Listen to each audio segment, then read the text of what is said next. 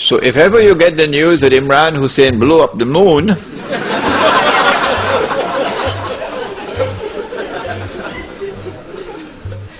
you'll understand the background. They're holding it. They have not as yet used it. But the more I talk about it, the less likely that they can use it. My passport, therefore my identity. Why so many Saudis? It's suspicious. And why these middle-of-the-road Saudis? The answer is because Saudi Arabia, the government of Saudi Arabia, has a friendly relationship with the United States. In fact, there is something common between the state of Saudi Arabia and the state of Israel which would surprise you. They are sisters. The same forces who work for the establishment of the state of Israel are the same forces who work for the establishment of the state of Saudi Arabia. The same forces who have kept Israel alive today and guaranteed Israel's security are the same forces who have kept Saudi Arabia alive today and has guaranteed Saudi Arabia's security. And when the state of Israel is to be destroyed, Saudi Arabia also goes down into the garbage bin. They're sisters. But at the moment, the friendly relations and the good press which Saudi Arabia receives in the media in the United States of America, and the fraternal relations between the government of Saudi Arabia and the government of the United States stands in the way of those who attacked America on September the 11th. In what way? I said to you last time I was here that the United States cannot attack Iraq until a particular moment arrives. And I gave you some homework. I ask you to think. Iraq does not pose any threat to the United States. It does not pose any threat to the state of Israel. The Israelis have to be digging and digging and digging for a strategy to be able to make Iraq look threatening. So now they're coming up with all kind of fancy theories about biological weapons and weapons of mass destruction and so on. It's just dust in the eye. Well, and if Israel does not pose any threat, why all of this hullabaloo, all of this shouting from the mountain tops about attacking Iraq? And who, in military strategy, which commander-in-chief, which country which is about to wage war, which country will announce for 1 year in advance, 2 years in advance, we're going to be attacking you? And then publish in the newspapers all kinds of alternative strategies, how to attack. It sounds suspicious. Sounds like the attack on Iraq is not for military purposes. Sounds like the attack on Iraq is for political purposes, so that political dividends might accrue from it. What are those political dividends? That is at the heart of the beginning of my talk tonight.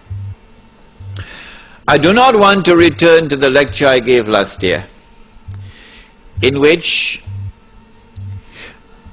I began with the ruling state of Britain and identified that with the hadith, a day like a year. The hadith of Tamim ad-Dari. You shaking your heads? Imam? I'm going to have to repeat that lecture now? Yeah? A day like a year? Okay, if you didn't hear that lecture, we don't have the time tonight to repeat it, so the tape recording is downstairs. Abu Rahman has it downstairs. The hadith is a day like a year, a day like a month, a day like a week when Dajjal is released, okay?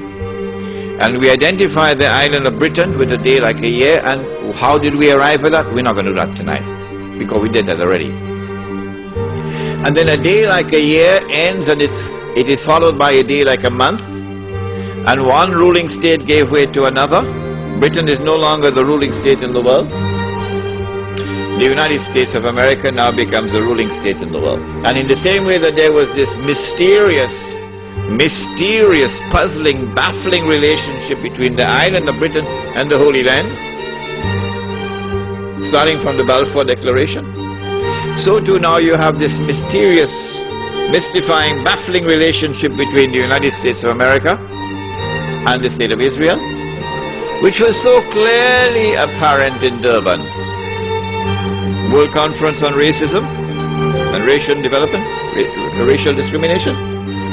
When Israel walked out of the conference, because the whole world combined to condemn Israel for its atrocities on the Palestinian people, guess who walked out with Israel, holding on to Israel's coat's tail? Uncle Sam. Uncle Sam. So this puzzling, mystifying relationship between the second ruling state and Israel. The first ruling state in Israel, Britain and Israel. The second ruling state, the United States and Israel, is explained by a day like a month. And then we said that a day which is like a month is now coming to an end. And the September 11 attack on America is in many respects a parallel to another attack which had occurred many years earlier. There's a parallel between the two. That one was in the summer of 1914, okay? The assassination of the Grand Duke Franz Ferdinand in Sarajevo. And that attack, that act of terrorism, launched the First World War, the big war. Similarly, September the 11th, the same forces at work in the summer of 1914 are the same forces now at work, September the 11th. With that attack in Sarajevo, Britain, which was the ruling state in the world, now during the First World War has to yield to another ruling state, namely the United States of America. If you don't understand, go and read your history. Now with September the 11th, the attack is now on the United States to bring down the United States as the ruling state in the world. But in the process of bringing it down, the United States have some very important work to do for Israel. I can identify tonight two very important things that the United States has to do for Israel. There are many more, but there's no need to do more than simply two. In order for Israel to succeed the United States as a ruling state in the world, not only must the US economy collapse and the US dollar collapse, and when the US dollar collapses, it brings down the whole world of paper money with it. And if you don't believe me, just wait. Just wait. This is going to be the topic, Black Town, Wednesday night. Do please come on Wednesday night, because that is the most important lecture of all. Islam and the international monetary system. Please come on Wednesday night for that lecture.